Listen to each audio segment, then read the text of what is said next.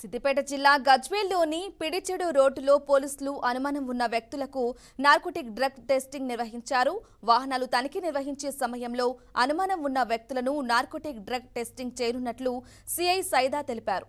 గంజాయి, డ్రగ్స్, ఇతర మత్తు పదార్థాలు తీసుకుంటే పిల్లల ప్రవర్తనలో మార్పు వస్తుందని తెలిపారు.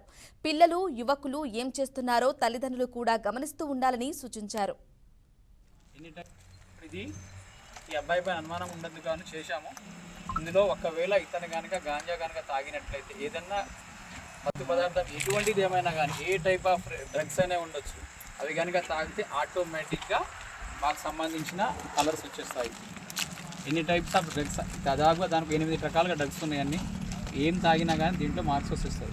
అనుమానితులు ఎవరున్నా కానీ ఏదైనా చేస్తున్నట్టుగా, ఏదైనా మత్తు పదార్థం తాగుతున్నట్టుగా ఏమైనా తెలిస్తే ఇమీడియట్గా అన్ని చోట్ల గజ్వేల్లో అన్ని టీ పాయింట్స్ దగ్గర మాకు అనుమానితంగా ఉన్న ఇది హాట్స్పాట్ కొన్ని ఏరియాలో కొంతమంది గాంజా తాగుతున్నారు, వేరే దగ్గర అన్వాంటెడ్ ఇన్ఫ్లుయెన్స్ ఏదైనా అవ్వడానికి అవకాశం ఉందని ఎక్కడెక్కడ తెలుస్తున్నాయి. ఆ ఏరియాకి వెళ్ళి సడన్గా మాకు ముందస్తు సమాచారం మేరకు మేము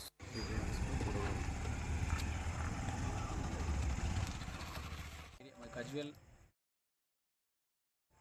మేము కొన్ని ఏరియాలో ఆల్రెడీ హాట్స్పాట్గా ఐడెంటిఫై చేశాము. అది దేని గురించి అంటే చాలామంది పిల్లలు తెలుసో తెలియకో కావాలని ఉద్దేశపూర్వకంగా కావచ్చు, ఏ రూపంలోనే కావచ్చు, కొంతమంది మత్తు పదార్థాలు సేవిస్తున్నారని మాకు తెలిసింది. అందులో భాగంగానే మేము ప్రతిరోజు అన్ని ఏరియాలో పెట్రోలింగ్ చేస్తున్నాము.